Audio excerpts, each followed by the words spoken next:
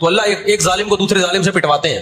تو آج بھی رشیا چائنا وہ اسرائیل کے حق میں نہیں ہے. عین ممکن ہے اللہ مظلوموں کی آواز سے ایسے حالات پیدا کر دے کہ اس جنگ میں براہ راست کون کود پڑے؟ سوویت یونین کود پڑے. اور اگر سوویت یونین اس جنگ میں کود پڑا جس کے پورے چانس لگ رہے ہیں تو پھر یہ تیسری جنگ عظیم کی طرف معاملہ جائے گا. اور اس کے ذمہ دار مسلمان یا فلسطین نہیں ہوں گے, اس کے ذمہ دار ناجائز اسرائیل ہے جس نے ناجائز قبضہ فلسطین پہ کیا ہے. اور پھر دنیا میں جو تباہی ہوگی نا, تباہی ہوگی وہ میرے اور آپ کے تصور سے بھی زیادہ ہے, کیونکہ اب تلواروں سے یا صرف ہوائی جہازوں سے جنگ نہیں ہوتی, اب سب کے پاس نیوکلیئر ہتھیار ہے, اب ایٹم بم چلیں گے. ہمیں اللہ کی رحمت سے اور قرآن اور حدیث کی جو بشارتیں مل رہی ہیں اس سے پوری امید ہے کہ انشاءاللہ یہ جو ابھی حالات ہوئے ہیں یہ فلسطین کی شکست پہ منتج نہیں ہوں گے. انشاءاللہ یہ اسرائیل کی شکست پہ اور یہودیوں کی ہمیشہ کے لیے شکست پہ اس کا نتیجہ نکلے گا انشاءاللہ. اور نبی صلی اللہ علیہ وسلم کی وہ حدیث پوری ہوگی کہ تمہاری جو بڑی جنگ ہوگی, نبی نے کیا فرمایا, اس امت کی ایک جماعت ہمیشہ جہاد کرتی رہے گی. لا یزال طائفۃ من امتی ظاہرین علی الحق, ہر دور میں لڑائی ہوئی ہے, جہاد ہوا ہے. آپ اس ہسٹری اٹھا کے دیکھ, کہیں نہ کہیں جہاد ہمیشہ ہوتا رہے. تو آج بھی ایسا ہوگا. اور بالآخر یہ معاملات اگر بین الاقوامی دنیا نے کنٹرول نہیں کیے تو نبی صلی اللہ علیہ وسلم کی پیش گوئیاں انشاءاللہ بہت جلد پوری ہونے والی ہیں. نبی صلی اللہ علیہ وسلم نے فرمایا تمہاری یہود سے لڑائی ہوگی, جہاد ہوگا, یہاں تک کہ کوئی یہودی اگر پتھر کے پیچھے چھپے گا تو پتھر کہے گا کہ اے مسلمان یہ یہودی ہے, اس کو قتل کر دے, یہ میرے پیچھے چھپا ہوا ہے. ہر درخت بھی گواہی دے گا, ہر پتھر بھی گواہی دے گا, الا الغرقد, سوائے غرقد درخت کے. یہودیوں کا کوئی مقدس درخت ہے جو اسرائیل میں بہت زیادہ لگاتے بھی ہیں یہ لوگ. نبی صلی اللہ علیہ وسلم نے جب یہ بات ارشاد فرمائی تو اس وقت مسلمانوں کی یہودیوں سے ایسی کسی لڑائی کا تصور بھی نہیں تھا. ایک پیش گوئی تھی جو کسی کے خواب و خیال میں بھی نہیں تھا کہ صدیوں بعد جا کے ایسا ہو سکتا ہے. اس سے بھی پتہ چلتا ہے کہ ہمارے نبی صلی اللہ علیہ وسلم کی جو پیش گوئیاں ہیں وہ اگر وہ پوری نہیں ہوئی تو آپ ٹائم کا انتظار کریں, ایک وقت پوری ہو جائیں گی. 1300 سال تک مسلمانوں کو اس حدیث کا مطلب سمجھ میں نہیں آیا. عملی دنیا میں ایمان تو تھا سب کا کہ اللہ کے نبی نے جو فرمایا برحق ہے, کیونکہ یہودیوں سے میں نے بتایا نا لڑائی ہوئی نہیں ہے. مدینہ سے اور جزیرہ عرب سے ان کو نکالا گیا, یہ دنیا کے مختلف ملکوں میں جا کے آباد ہو گئے ہیں. اس کے بعد یہ ہمیشہ یا تو عیسائیوں کے زیر سایہ رہے ہیں یا مسلمانوں کے زیر سایہ رہے. ان کی لڑائی اگر ہوئی عیسائیوں سے ہوئی ہے, مسلمانوں سے ان کا کبھی ٹاکرا نہیں ہوا. لیکن پیغمبر صلی اللہ علیہ وسلم نے کیا فرمایا صحابہ سے, تو قاتلون, تم لڑو گے, تم سے مراد یہ امت لڑے گی. ایک وقت آنے والا ہے اور ایسی لڑائی ہوگی, ایسی لڑائی ہوگی کہ حتی یختبی احدکم وراء الحجر, کہ پتھر اور درخت بھی یہودی کا ساتھ دینا چھوڑ دیں گے. آج دنیا جن حالات کی طرف جا رہی ہے نا, یہ ایسا لگتا ہے کہ اس حدیث کے پورا ہونے کا ٹائم آ گیا ہے. ہم جب قرآن مجید پڑھتے تھے, اب بھی پڑھتے ہیں, لیکن جب طالب علمی کے دور میں جب سمجھ کے پڑھنا سیکھا ہم نے, تو ہم جگہ جگہ قرآن میں دیکھتے تھے ضربت علیہم الذلہ, اللہ نے ان پر ذلت کو مسلط کر دیا ہے. میں بار بار کہوں یہودیوں سے ہماری مراد علی الاطلاق سارے یہودی نہیں ہے, کیونکہ میرے بیان کو لوگ شارٹ کاٹ کے شارٹ کلپ بنا کے غلط چلاتے ہیں.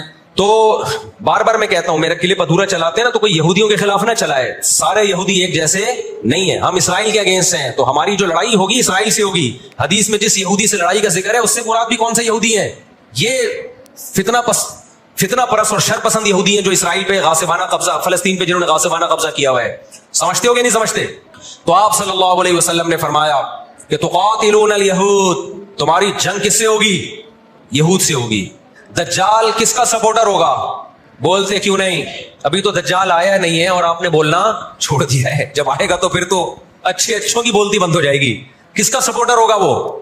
ہاں میں عرض کر رہا تھا کہ ہم جب قرآن پڑھتے تھے ضربت علیہم الذلہ, قرآن کہتے ہیں ہم نے ذلت ان کے اوپر دے ماری ہے ان فسادوں کی وجہ سے جو یہ کرتے رہے ہیں دنیا میں, ان فسادات کی وجہ سے. ہم جب پڑھتے تھے ہم کہتے تھے اے اللہ آج تو یہودی ذلیل نہیں ہے. اسرائیل کتنا پاورفل ہے کہ گچی کس کی پکڑی ہوئی ہے اس نے؟ امریکہ کی. ہندوستان کو گچی سے پکڑا ہوا ہے, تو آج تو بڑی عزت ہے. میں نے اپنے استاد سے یہ سوال پوچھا, انہوں نے بڑا معقول جواب دیا اور یہ تفسیر کی کتابوں میں بھی لکھا ہے. دیکھیں آپ یہودیوں کی ہسٹری اٹھا کے دیکھیں نا, ہمیشہ کوئی نہ کوئی ایسا ان پر مسلط ہوا ہے جنہوں نے ان کی شرارتوں کا مزہ ان کو دنیا میں چکھایا ہے.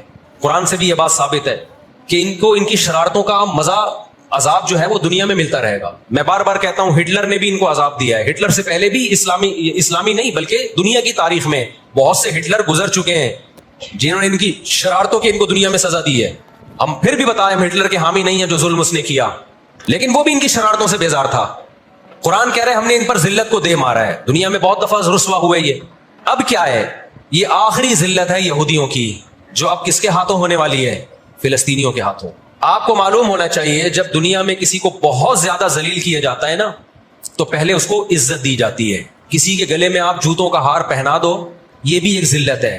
اور ایک طریقہ یہ 3 پیس سوٹ ٹائی میں آپ اس کو صدارت کی کرسی پہ بٹھائیں اور پھر آپ اس کو جوتوں کا ہار پہنا دیں. بتاؤ کون سی بڑی ذلت ہے؟ یہ دوسری ذلت پہلی ذلت سے بڑی ہے.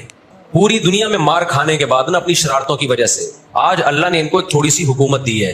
ایک چھوٹا سا کنٹری, آپ اگر اسرائیل کو نقشے میں دیکھیں گے تو کراچی بھی بڑا ہے اسرائیل سے.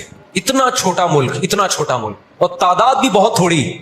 اللہ نے انہیں کچھ وقت پنپنے دیا ہے. اللہ نے کہا ٹھیک ہے, تم دنیا تمہاری آخری شرارت دیکھ لے, اس کے بعد جو میری طرف سے تم پہ مار پڑنے والی ہے اس کے بعد قیامت تک تم دوبارہ اٹھنے کے قابل نہیں رہو. یہ آخری ذلت کا انتظام ہو رہا ہے یہود کا.